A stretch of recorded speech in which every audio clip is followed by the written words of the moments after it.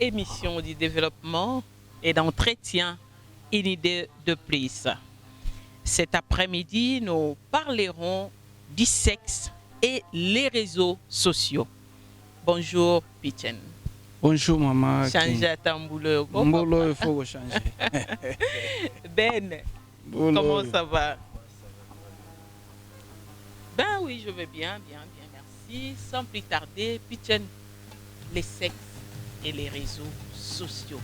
Maman na likambo batata ba mama bilenge pour émission penza mingi bilenge babenga kabiso mingi bilenge bakomela kabiso bongo soki mama to petata olingi kokomela biso pour hésiter. Le numéro est affiché au bas de vos écrans, les 081 0427 407 081 0427 407. Tozo betali solo ya sexe pe réseaux sociaux. Nde mama likambo na biso tokolobela après midi na lelo kozanga te ko like na nzela na YouTube soki ozwi biso okomona notre chaîne et Snap Communication Agency. N'oubliez pas de liker et de faire vos commentaires. Pichen, j'étais avec toi. Merci. Les sexes et les réseaux sociaux. Très important, Maman King, les sexes et les réseaux sociaux. C'est vraiment un thème très important qu'il faut partager avec nos frères et sœurs qui nous suivent à ce moment. À la maison, sur leur téléphone, à la télé. Voilà, eza thème moko ya kitoko makasi, les sexes et les réseaux sociaux. Na yebite entre les deux, nini azo dominer moninga, nani aza likolo ya moninga, pe nani azo bebisa moninga. Eloko liboso komituna yango wana. Sexe ezali pe mabete. Sexe ezali ja ekozala féminin ou masculin. Et puis sexualité ou désir sexuel ezali besoin lokola besoin nyonso ya nzoto. Donc eza lokola nayoki posa mai mais eloko ezosenga ezali kosala yango en ordre, kosala yango en ordre pe na lolenge esengeli, lolenge nzambe asepela esalema. Sikoyo réseaux sociaux oyo tobengi réseaux sociaux, bandeko mosusu bakotuna réseaux sociaux eza nini? C'est du WhatsApp, Facebook. Yango nde eye koboma ememi sexe mena na facilité moko ya makasi. To nakoloba ememi sexualité mama kinge to ba acte sexuel na facilité moko ya makasi ya kosakana te. Oyebi kala tango papa na biso botoyoka masolo bo biso peto mwa bato ya kala botami mwa makala toza pe mwa oui tobotami mwa kala toza pe na bainformation mosusu. Oyebi mpona biso babantu pe baafricain bato babotama kala voilà bato babotama kala surtout ezalaka bien pe logique mwana mobali nde abanda mwana mwasi. Sikoyo ezalaki eloko moko très difficile na kala. Donc po bapere na biso ntango aza jeune azwa mare il faut baklobasi. Donc mwa basifle mona no moni ntango nakoya il faut na beta mwa sifle bien soko oyoki sifle wana donc c'est que obimi libanga likolo ya tole pa ta mama mbala moko wana code seke Jean-Marie akomi soit bamosusu ezalaki kaka pétrole ebi système ya pétrole wana azwi bute atie mai na kati azobeta akotika na lupango abe bobengi pétrole awa. Oh là là. Ouais. Wow. Abi, bobengi. Oui, linzanza pétrole azobeta quoi. Akomi na lupango ba mwasi na ya koti. Lokola mdaye koteka. Maman, est-ce que bobengi oui, eze bobengi pétrole habité. Ah, tobengi pétrole te papa. Déjà code tango ya ko bima, agetele ma place tel quelques minutes. Alors, ezalaki très difficile. Pona kolinga mwasi mama, oza mwana mwasi, falaki okoma mwa lettre nde opesi moto obi okopesa ye kuna. Be sikoyo réseaux sociaux tango ye téléphone. Ah! Facile. Il y a tout dedans. Et loko naza nango important na yeba kaka kombo na ya mboka na kombo ba obengela na kezwa na Facebook ata na nzela odendi na yo okozwa demande na Facebook. Tango na ko bandelo demande na Facebook esifika o yamana ebite réseaux sociaux yo ezaga na mvute maso kindo akondi makaka donc eza lokola mvutuma moko boye eza kuna me nalingi naloba likambo moko ya moke mpona bandeko balandi ya une deux de plus tozolobela lelo likambo etali sexe pe réseaux sociaux. Voilà pourquoi ndeko nanga Pitchen abandi penza ko sembola parce que avant de parler le sexe c'est que bato ba bandaki na moi lolenge moko ti relation ya komema bato ba koma na likambo na sexe. C'est pourquoi Pitchen abandi koloba ndenge kolingana ya kala ezalaki. Opesi ndaki sangana yoka na masolo e pa ba mama kolo kobeta. Alors biso na époque na biso papa bandé ko boka libanga mona mbala misa tutomita no comprendre kaza. Mais à ma grande surprise ça je viens de l'apprendre chez Pitchen qui dit moto ya kala moto azui pétrole. Moi na pétrole ndenge ki ça ezalaka kala lelo moins to koma na ba lampe torche mais il y a ba quartier mususu ti siko système à pétrole ezali. Donc mutu moko aye na linzanza azobeta ben bongo sko yo drag yango photo koma na likambo ya sexe na réseaux sociaux ezalaka ko sala mandenge nini na côté na yo.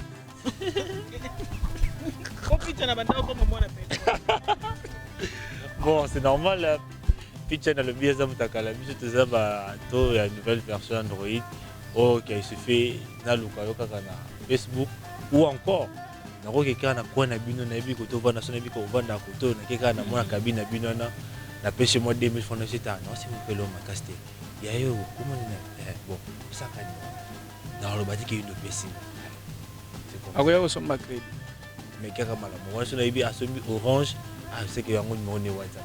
C'est comme ça que moi drague à Mikolo comment ça là facilement parce que tu éviter tout le monde dans les réseaux sociaux il y a tout dedans comme pour pitcher mais c'est juste qu'actuellement les réseaux sociaux mais moi je parle plus de l'aspect négativité vu que notre sujet c'est le sexe et les réseaux sociaux. Il y a certaines personnes qui n'arrivent plus à comprendre ces métiers. Ils font des choses utopiques dans les réseaux sociaux.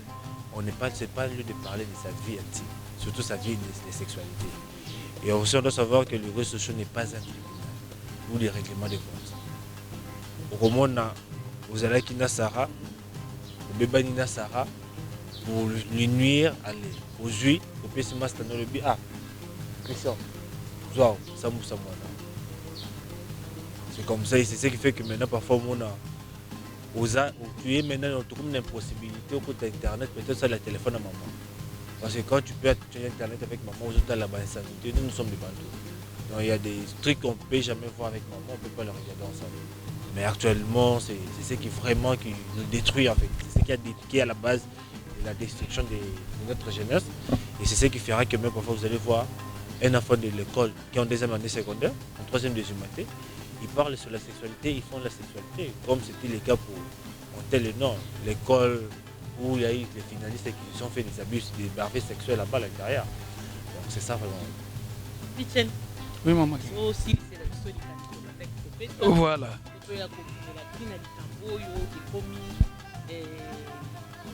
Éviter si photo benga ngonini likambo ya sexe na réseaux sociaux obandaki kopesa likanisi ya ndenge bato babandaki kolingana bongo ndenge nini makambo yango bolingo ya bato babandi na nkuku meye kokoma publiquement devant les autres na réseaux sociaux moko ya bapartenaire a décidé kosambwisa moninga to mpe moko ya bato baza mal intentionné telefone ya moto ekwei na maboko na ye akamata nidité ya moto abimisa na polele na nzela ya réseaux sociaux.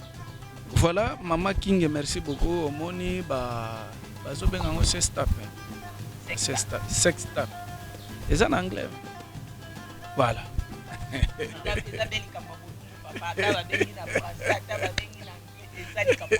Voilà. Likambo ya bolumbu na réseaux sociaux oyo ekomi na ndenge nini Maman King.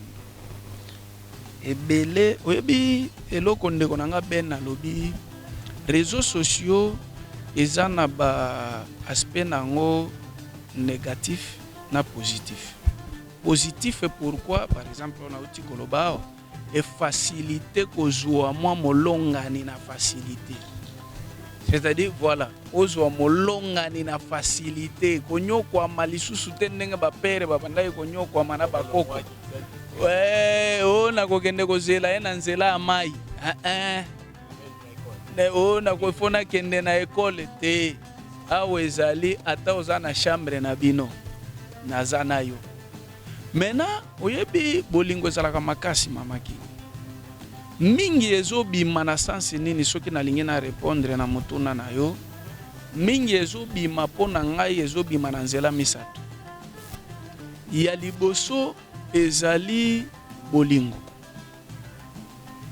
Parce que oyebi mutu soko lingi ye ata voix na ye ya pamba eko séduire oyoka ye kaka na mungongo.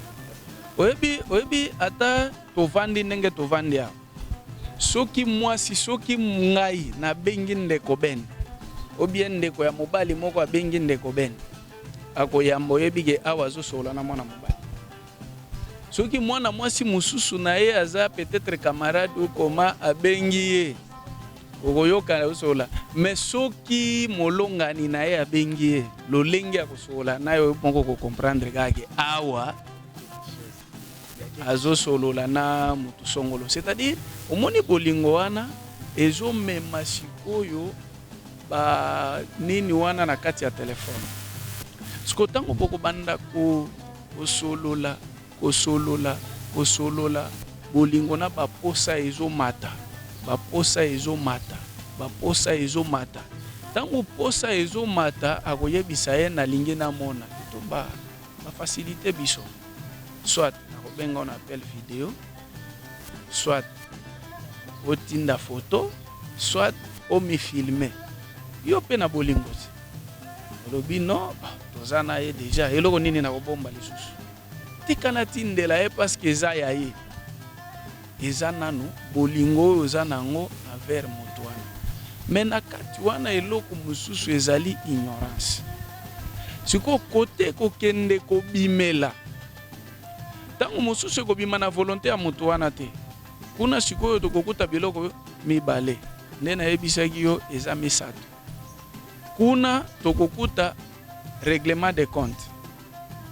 C'est-à-dire petit oyo il faut nala kisaye penda que non abando sakana nanga trop soit azo kozwa batu mususu tika kaka na nuire ye kaka mbala moko ebeba biye ba photo na ye osambwisi ye abwaki donc asambwa nalingi na tuna motuna moko epa ya Ben kolandisama et explication pichana pesibiso dans une relation des réseaux sociaux moto moi si topé mobile bakutani na nzela na Facebook to na plateforme mosusu ya réseaux sociaux balingani babandi kosala ba échange ya ba numéro de photos bakomi kotinda na ba photos ainsi de suite et tout ça. Est-ce que et c'est l'une de raisons oeza ko pousser toloba kaka te mibali toloba basi to mibali ya kozwa soki babebani na sima ba publier ba photo wana motuna nango na ngina tuna Ben excusez-moi peut-être que je mal formulé ezali est-ce que idée ya kotinda na ka ba photo eza malamu to eza mabe parce que tozo mona ba conséquences na yango lelo idée wana ya mon cœur il est loin bon misusu pe basali yango ba mona na tate hein ouais. Mobali aza par exemple en Europe moi si aza peut-être na Kinshasa ou comme na mususu aza na province mususu aza na engumba mususu bazo sala na ba échange ba photo ba komi même pour aller plus loin ndeli kambotozo lobe ya les sexes et les réseaux sociaux ils font les sexes dans nzela ya réseaux sociaux et c'est filmé tout ça les coben bon en fait maman King on doit savoir que en réalité bilokwana c'est pas pourquoi le lot ozobengaye mon amour ozopese comme nyos mais il t'a pas encore épousé une fois que tu lui déçois ça maman vous savez ces choses ça arrive ça dépend de la mentalité d'une personne ce que quand on est mature n'est pas pitcher supposons au tindeli une fois que nos relations et comme ya souka bokatani hier kozoka ka efasa ngo kaka il dit bon et simbité je fasse film akobete la kota musu ba camarade na été pourquoi parce que tant batinda la photo na ezalaka na ba compte mo ba compte ba blokaka donc il suffit que ça me le mot de passe pour kota ngo ils téléphone mais yo rosimba téléphone ngo nyonso hormone ngote a bloquer ngo tia encore des archives privées il faut le mot de passe mais une fois que bobo yani nae il vient cette fois-ci mettre dessus la relation ça s'arrête là mais est-ce que ceux qui kutani na mutu mo immature supposons que ceux qui yo moi si au boyé c'est les fesses il y a tel la somme là au petit na payé $100 na salaire boy bon pour que quelqu'un m'a bé kota pour que garçon na mon até que a mon até que non à moi si moi il y a du genre qu'on dit quoi mutu kasika comprendre ils pas laisse-moi l'exposer c'est comme ça mon frère ma soeur quand tu fais ça est-ce que tu es sûr de cette personne non le lozo monnaie bien c'est mon amour il est gentil mais l'obi tongo bokobo yana obiété donc il faut jamais méfiez-vous des apparences c'est vraiment c'est ce que je veux dire donc méfiez parce que le lot ça ils ont un système quand on dit il y a comment dire ça un lionceau soit un bébé mais après un temps comment encore c'est donc c'est comme ça donc vraiment si toi tu as l'habitude de faire ça il y a pas pratiquement bien parce que les pour montrer que oui il est licencié en droit il est gradué il est tout ça bien mais on est à monter on est sentiment de côté tant qu'on décevoir et alors t'as la boîte et il y a la plupart des choses pareilles et il y a mimi ils la mis balle il n'est pas exposé à passer et vu que parfois il peut non et comment avec l'internet on peut avec la nouvelle loi de cybercriminalité il s'est dit bon non à créer compte moi monsieur Soboy parce que maintenant allez nous poser une question natindela ki yango kaka yo yebi surtout ebimi na internet comment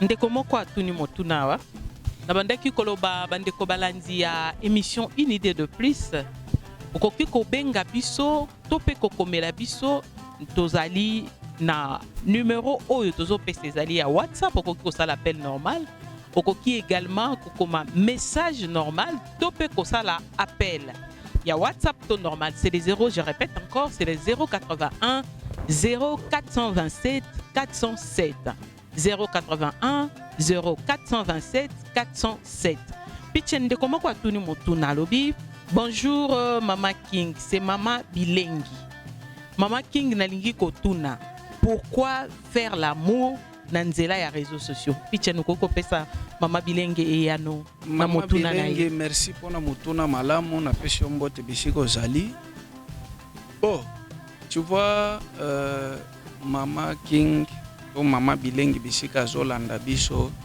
il faut comprendre que les réseaux sociaux oyo na ba téléphone oyo ememeli biso makambo ezali mabe makasi parce que au risque au sala acte sexuel na esprit ezali oui eza masturbation c'est un péché bon yebisanga nanu mwana mobali tokende entre autres tosali ngana yo babiloko wana o filmer parce que ngai naza pe na muninga moko ayebisaki ngai ke no mwasi na nga wana senga kanga tosala nae rapport na zela téléphone. Moi je me suis dit comment vous faites ça? Et ça masturbation. Tango zo sala Bible d'abord ezo pekisa yango. Nga mwana mobali tango na kobwaka toloba nanu ndengo wana. nakobwaka wapi nabomi to nabomi te nabomi d'abord eza nano péché eloko ya liboso eloko ya mibale ezali mabe mpona santé na yo pe parce que kose masturbe eza na baconséquence soki otuni basexologue bakoyebisa yo baconséquence ya kose masturbe et sur le plan spirituel oriske obanda kobima na esprit obanda kosala na esprit yo donc okende koprovoke femme de nuit abandaki koleka na ye yo olobi ke no yaka koto oyo nga naza disponible mpo na yo c'est-à-dire mama na biso atuni motuna wana ifo ayebaka eza tellement mabe e mabe makasi koleka. Alors soki nakobakisa moke na oyo nabandaki koloba mama King oyebi kobima mosusu ezalaka na motuna otunaki ndeko Ben nalingi nabakisa na oyo alobaki oyebi biloko wana mpo na ngai kobima kotindela na bafoto yo na molongani na yo kobengana na baapel video na molongani na yo eza nango mabe te. Oui mabe sikoyo ekomi na ntango oyo biloko bozotindela na wana bozosala yango sikoyo depo bosaleli yango depo na telefone nde place danger euti parce que depo wana telefone oyo eza ya yo ntango oza nango. Au moment où tu déposes mutu nyonso akoki kosimba akoyeba kode na yo oyebi motema na ye te soit okobimaka na victoire chwa bakolo nango bazwi bakeka balongoli mot de passe soki moto wana na motema mabe ta oleli parce que misusu ezali te ke no volontaire moto obienga na oto wana makambo c'est-à-dire yo tindela c'est-à-dire mwasi atindela mobali na ye mobali na ye asala yango depo osala nango nini obanda ko revoir alors tango bayibi bapublier siko mwasi na yo okomi kolela. Moi ce qui est plus mauvais eza ke bozo sala parce que mosusu eza bongo boza anak boza ko se filmer ça c'est anormal c'est ce que je condamne. Nabandaki kotanga message moko ya mulai penza na silisi na noté ndeko Ben pona bandeko yo baza je vais continuer ce message parce que nous devons parler de ça moto akomi yango tokotanga kombone na sima mais il a insisté à ce que totanga yango bandeko balandi nyonso bayoka message oyo nalingi na tuna ndeko epai ya ndeko Ben tozolobela likambo ya sex tap o tozobenga sex na réseaux sociaux bato mingi bakoyi victime ya makambo oyo Pichen ndeko Pichen auti ko évoquer point moko très essentiel tout le monde a peu ba marié pour on a toujours le baka que non bato balingani na nzela ya réseaux sociaux non il y a également de mariés bato moi c'est mobali babalana bala mosusu moko azana mobembo pe bazo sala makambo na bango na nzela ya singa ya téléphone est-ce que wana pesa mabe bon on a déjà quand ça c'est un homme marié baza ba marié ils ont vraiment embêté mais arrivé na pratique parce que même quand tu es marié la Bible défend que de la masturbation la Bible le défend au moins un peu si je peux soutenir un peu l'hypothèse de Pichen l'appel vidéo un peu ça se comprend tu effectues un appel vidéo ok là tu le fais déjà avec ton épouse parce que que yon est déjà bolingani à kolinga jamais il y a aussi certains qui enregistrent des appels vidéo. Bon, en fait, c'est là où parfois le mal qui arrive. Parfois. Maintenant, quand tu enregistres ça, c'est avec quelle intention? Non, on donne l'exemple. À un moment, vous voyez, il y a tout acte, il y a parfois l'intention. L'intention que tu le fais pourquoi? Parce que quand moi j'effectue un appel, c'est pas confiance, tu regardes et puis c'est fini. Il y a temps où vous enregistrez. Que le monsieur te bébani, c'est ça le plus grand problème. C'est ça le plus grand problème. Parce que quelqu'un qui te fait confiance, il t'appelle, il appelle un appel vidéo. Ok, il y a comme l'intention aux obombango. Vous voyez déjà, c'est ça. Et en plus, il y a une chose comme ça m'empêcher d'avoir un mot. Ah oui. Ah ok. C'est là qu'on a publié. Oh jamais on conseille ce bon. C'est là qu'on a l'accès. Yemona atindelo nanyo. Yo mo mitali wolobi. Oh ngako allez, te dit papa, négociation, yakamba la mort. Venons sur l'arbre comme on dit. Viens sur l'arbre en dialogue. C'est comme ça. C'est là où j'étais en train de dire que parfois il y a certaines personnes, aujourd'hui tu peux l'aimer, mais tu sais pas que demain après, on le fait, faut pas le faire avec n'importe quelle fille. Imagine toi, yo papa mobimba. Tu le fais avec une fille de 12 ans. Parce que après, moment fait, on a 12 ans, tu as payé $100, on fait que non. Allez, yo papa, on comment il m'a camarade. Donc yo ça c'est la casse. C'est là où les bien mal fait. Mais pour les hommes mariés, femmes mariées, c'est logique de se faire ça. Mais la pratique, c'est contre. Parce qu'on est des chrétiens. La Bible défend qu'on a la masturbation. Parce que même si tu es marié, tu peux avoir une femme de nuit. Tu peux avoir un mari de nuit. Parce que le bâtiment que nous avons à Bali, ok, pour ça, on mari de nuit, il y a été. Parce que nous ne pouvons pas faire les portes. Donc, nous ne pouvons pas faire les portes. Bon, mari de nuit, il n'y a pas moi. Mari de nuit, il n'y a pas mon bail. Voilà, à mon humble avis, je pense que même pour le marié, ils ont penza malamuté kosta la amour nanzela ya singa. Là, je parle aux chrétiens, plus précisément, parce qu'il y a d'autres religions, batumususu aloba pona bango ezama bete. Parce qu'on a déjà entendu plusieurs fois certains pasteurs évoquer et encourager la masturbation pour dire que non, c'est pas un péché, c'est parce que mais nous parlons, quand nous parlons du christianisme, la Bible, et ça penza malamote comme c'est pédi ça. Ça peut également kobenda ba mari de nuit.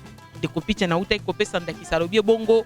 Quand tu jouis, c'est mensuana et ça kokende wapi parce que partenaire na yo aza musika yo peut-être ko comme no pangusi et sili mais après entre guillemets il y a des conséquences parce que en réalité rapport sexuel ils la capé le komoko spirituel donc ça eza ko sangisa biteni misato ya moto to kopé sa penza toli na babalani likambo ya ko sangisa nzoto na nzela na singa sous prétexte que non, parce que oui, à distance et tout ça, et ça malamoté selon point de vue d'Abisso. Selon point de vue d'Abisso, parce que nous pensons que les autres ne diront pas cela. Nakotangele maman kotozui na net, balobi par charentelibre.fr. 46% des jeunes, il y a bilingue, il y a moins de 25 ans, bazakoloba na kati ya rubrique Oyo. Plusieurs fois, Bazala qui déjà attiré sexuellement rien que par les appels vidéo. Sans que Bazala nu, mais Oya Tali a moni mususu, mususu a Tali a moni mususu, et comme il copie sa bango, ba idée. Balobi, plus de 86% des jeunes, en 2020, selon études moko approfondies, ba voix qui kosala sexe na ba partenaire na bango, nanzela ya réseaux sociaux, nanzela ya téléphone.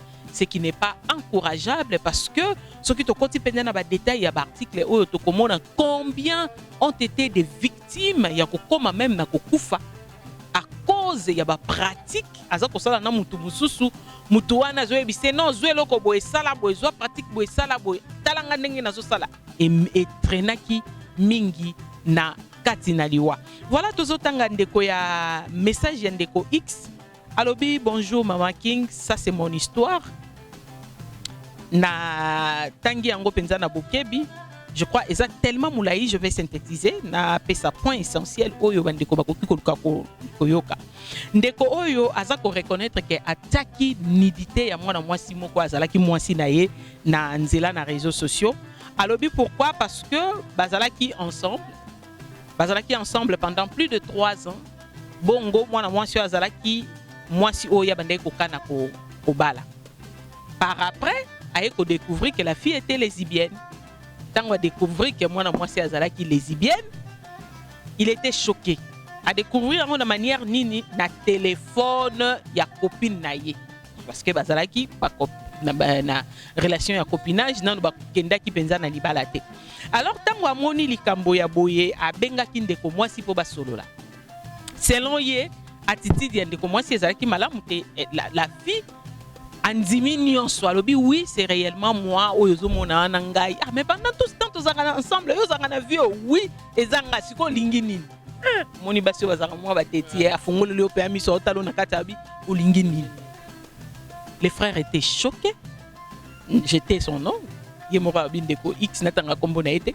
Il était tellement choqué et là il reconnaît qu'il avait manqué de maîtrise à Zwaki élément Oyo parce qu'il avait vu na téléphone à moi si na plein de photos de nudité à ba sex tap ya moi si il y a copine na ba copine na mususu parce que bazaki ba lesbienne. Ndeko lokola kokai ko publier ngo directement te na compte na ye apesaki moninga na ye mususu oyo a publiaki likambo wana ezalaki catastrophique parce que elenge mwasi azalaki choriste ayembaka na église nzoka na kati ya ba image oyo y avait également ba choriste mosusu babandaki ko se livrer na ba pratique oyo ya lesbianisme comme tolobaka ezalaki scandale. Le pasteur était nayebi soki naloba nini et ba parents ya bana oyo ezalaki penza oyo ndeko ya la voix du peuple ndeko John Kabamba na émission na ye alobaka ya le peuple ezaki yiki. Ces problèmes étaient vraiment graves oyo esalaki kendenge tolobaka na bakino balobaka nyonso ya nkuku ebimaki na poisa. Ezaki eloko malamu te. Là il reconnaît, c'est après des années ndenga komeli biso message yo il regrette, mais il fallait que ça ngo bongo poité ya bango palo selon ya lobi ba misusu pe batikaki ba famille na bango ba découvraki ba yokaki soni batikaki mes ba misusu ayebite sort na bango ndenge ba zalaki ko continuer. Ndeko Pichen, est-ce que je vais dire Ndeko X oyo azolanda biso atindeli biso message oyo nalingi na poser motuna moko epai ya Ndeko Pichen. Ce n'est pas que na mettre en doute makambo oyo yebisi biso, mais nalingi na tuna Pichen oyo azali mosali na Nzambe. Pichen, est-ce que dans l'église également il y a des lesbiennes, le filles qui chantent dans le choral, ba servante, est-ce que bazo bika pe makambo oyo? Mama King, motuna na yo eza très importante.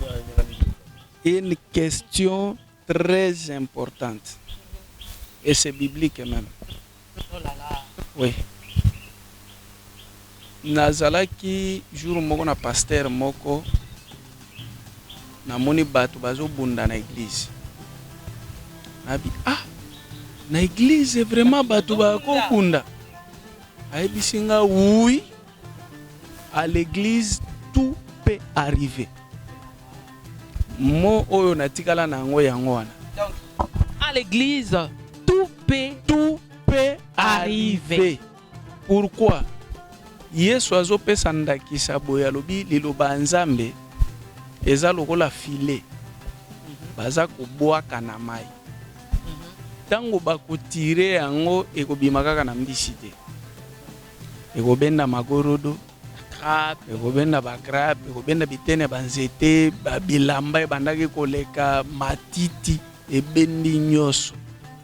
Sikoyo na suka bazoloba bien mokolo ya suka nde sikoyo kolo filet akovanda abandi sikoyo kopona. C'est-à-dire Mama King, il faut s'attendre que place otokokuta biloko nyoso ya mabe. C'est dans l'église. Ya mokili eza na église. Oh là là, c'est choquant. Mais oui. Eza na église. Makambo wana il faut ekoma na église. Et il faut ezala.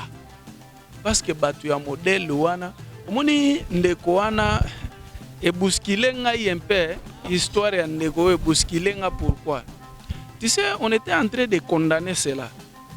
Mais kaya ndeko oyo malgré asali yango mabe, asali yango tokoloba keza mabe, voilà pesi mutu mususu asala yango Mama King wana nzambe mutu asali yango bongo. Oui, nzambe a permettre ezala bongo. Asambwisi bango ndenge wana. Oh là là.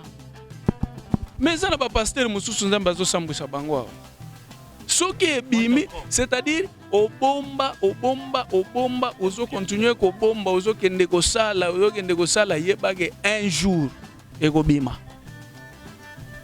ekobima yango zo mona ozo kende kutu bayembi kutu baza batu ya se na makambo ya église bongo ba pasteur o ezobima. oh mama pasteur, oh banini yeso bima ya pasteur. Sikoyo tuna motuna moko epa ndeko Ben kolandisa makambo ndeko picha na uti koloba.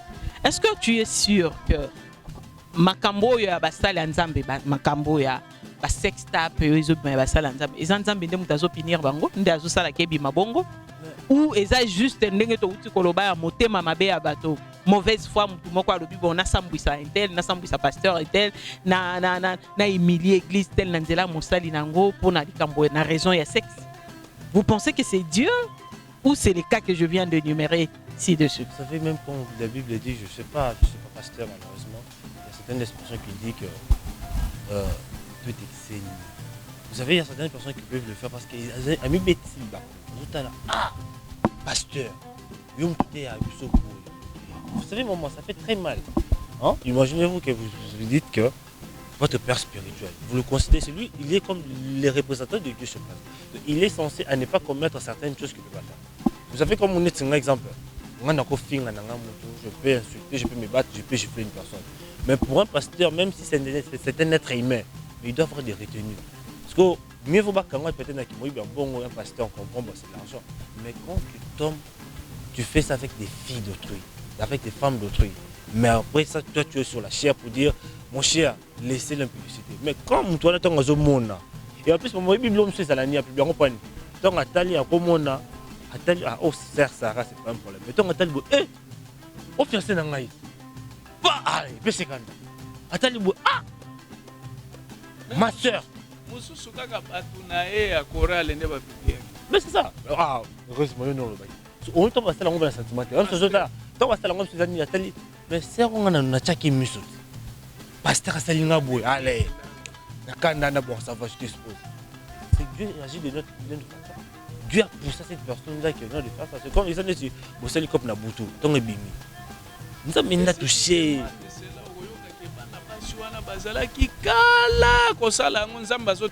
Autant. Je vous laisse le temps de vous repentir, mais quand ça arrive à un moment, vous ne attendez pas. Donc, si je comprends bien, vous soutenez l'idée que exposition il y a ça dans nzambe na nzela ya réseaux sociaux na likambo etali sexe eza kolonde aza ko permettre. C'est Dieu qui permet. Dieu qui permet. Comme on avait dit, il tient le cœur du roi entre ses mains. Surtout tu as lu comme histoire ya Moïse. Il y a une nasima à kanga monter ma pharaon pour que pharaon ne laisse pas partir, pour qu'il puisse montrer la puissance de Dieu. Pour qu'il voie pharaon voit que oui effectivement Moïse a un Dieu qui est puissant. Mais c'est ça aussi. Tu fais des bêtises, tu fais des bêtises, tu es pasteur. Moi, vous devez savoir, il y a des choses importantes de savoir. Quand un pasteur pêche et un fidèle, ils ne seront pas jugés de la même façon.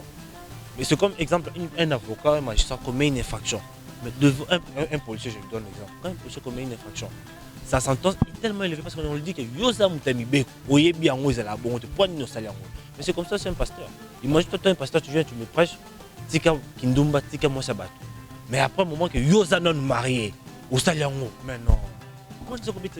Batata ba mama bandeko to komi penza ko koma na suka ya émission na biso une idée de plus oyo tolobela ki o tozoko ba kolobela sexe pe réseaux sociaux ndeko picha nalingi na beta c'était moke na likambo na yo ki pa ya ndeko bena uti koloba et balobaka nous ne serons pas jugés de la même façon que les serviteurs des dieux. Na sala constant analyse personnelle o mama Kinga sali bapaga notope bana na nzambo balingaka mingi kosalela kolobela likambo yo kosalela langage comme on dit bakanisaka quand on dit que les serviteurs de Dieu les hommes de Dieu seront punis sévèrement et la kisi bamsusu bakosa punis sévèrement. Mais moi je veux bien dire à tous ceux qui pêchent, à tous ceux qui azosala likambo ya bongo na biso nyonso bana nzambe po mosanto azali te, ce n'est pas kaka basala nzambe po lifelo ozana lifelo mibale te. Non, au moins le langage, c'est comme si comment encourager te belé na kata masumu. Ah, pasteur ndé mutako ako kende na lifelonga na okenda donc na zana mondimi. Non. Il y a pas ba 5e niveau na ba 6e niveau na enfer. Nyo c'est za moto. Ndeko to tika mabe. To tika mabe, enfer ko épargner mototé. Ezate po ya za mosala nzamba sala ki ekobo nde ya kozika yo lokolo oza mondimi simple sali lisumo kozika te yo ba kocha côté ya moto ambabola ye ba tie côté ya bakoni. Nous devons faire attention chrétiens. ndeko pichen toli moko epa bandeko balandi poto komi penza kokoma na suka regie esi esali biso sin ke ngonga na biso ekomi kobelema nalingi opesa toli na bandeko balandi bana na nzambe bilenge bato nyonso oyo baselivraki na bapratique oyo ya kotia bolumbu na bango lokola tolobaka na lonkota ya mboka na nzela na singa nayebi te par sentiment ya relation to pe nini baoyo pe basambwaki bakutanaki na makambo c'est vrai elekaki mais toli moko lokola mosani na nzambe epa na bilenge pe bana na nzambe oyo baza kolanda biso bandeko balandi toli naza nango ezali ya kokima bible elobi boye résister au diable et fuir l'impudicité. Fuyer l'impudicité. C'est ce qui est très important. Webi balobi nini. Webi mama Kinga pona na profiter moke. Oyebi masumu nyonso eza facile. Très facile. Mais lisumu ya ekobo est très difficile. Comment ça? Na s'expliquer moke. Oyebi ko finga. Oko sale forte. O bandaga boy po fingi na yo. Kokosa. Kokosa na ope forte. C'est-à-dire oko sala ga boy po okosi na yo. Et bongo pona ekobo poto za to komi ko kima benza na simba na ngonga. Il faut se préparer. Il faut se déshabiller. C'est-à-dire tu le fais avec conscience. Non, mususu pa yeba ki na été, akene a été mususu rendez-vous moko. Mais pour a évité ko tourner en rond. Mais qui ment? Te pitchen yo par exemple elenge mwasi alandi fiancé na ina matanga. To pesandaki. Est-ce qu'il y a qui tourner comme na likambo ya Mama King na moni si jo lokola to komena suka to kene nango Bible elobi boye na Israël. Soki mwana mwasi bakangi yo na zamba.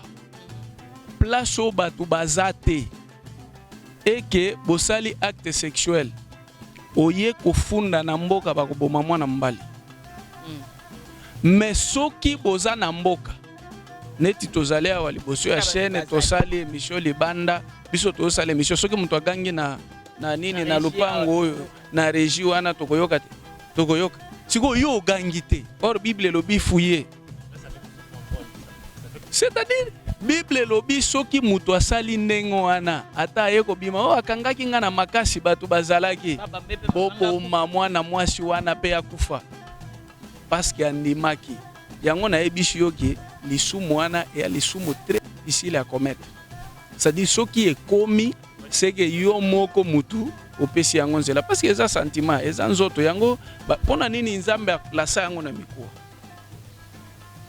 C'est biblique, non? Nzamba tiango na kati ya mikuwa, c'est-à-dire po mona yango, il faut pas solanzoto kata misisa olongola poso olongola misuni okoma tina mikuwa. Alors, conseil na kopesa ndeko na ngai oyo ata sentiment eleki yo ndenge nini. Ata mobali no ya libala. Omekata mokolo moko te ke no filmelenga nanu boye.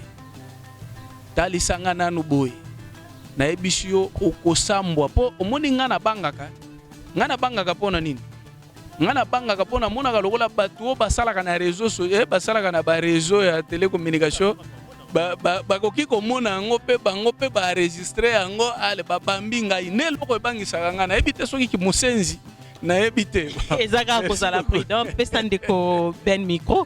Ndeko ben un conseil pa ya bilenge banso bazali liboso etanoike kolanda biso na likambo etali sexe pe réseaux sociaux. D'accord, ça va, merci beaucoup. Premièrement, je vais commencer par les hommes. Mon cher, Yaya, Yaya, mon yata soki bimina petite, qui peut tout le temps décevoir mieux vaut. Oh, mais nous zoba, ok, c'est maman. Donc c'est un montre na sombela kyo, zongi c'est langabo, zongi c'est langabo, zongi c'est langabo. Que ya o exposé nudité naé na réseaux sociaux parce que ozo salana azalé kaba. Imagine seulement si c'était ta propre sœur. Que une fois la mukika na tonga bosi ma net tu vois on exposé ta sœur. Mon douleur no yoka. C'est comme ça que tu fais. Yami balé l'open ancien baba basi je dis ma sœur, même si l'homme là t'a dessus comme moi, avec il est sorti avec ta copine ou avec ta sœur. ce n'est pas une façon de faire ça. Parce que d'abord, tu es chrétien. Le dimanche, tu pars à l'église. La Bible dit pardonner. Quand toi, tu commets un péché, tu demandes à Dieu de te pardonner. Mais pourquoi tu ne peux pas pardonner l'autre? Donc vraiment, ayez le courage de supporter certaines déceptions, certaines douleurs, mais ne pas faire ça. Parce que la personne que tu étais avec lui, un moment, tu lui disais je t'aime. Tu l'aimais. Tu lui faisais certains sacrifices pour lui. Tu lui as rendu certaines faveurs. Donc, ce n'est pas de la sorte que si la personne t'a dessus, c'est de la façon que tu dois la faire. Donc vraiment, sur ce point, vraiment, je vous demanderai de ne pas le faire. Parce que ça blesse. Tu vois, moi, ça arrive aussi, la personne dit, ah, c'est moi, toi qui me disais je t'aime, toi qui as fait pour moi ça, toi qui as fait ça.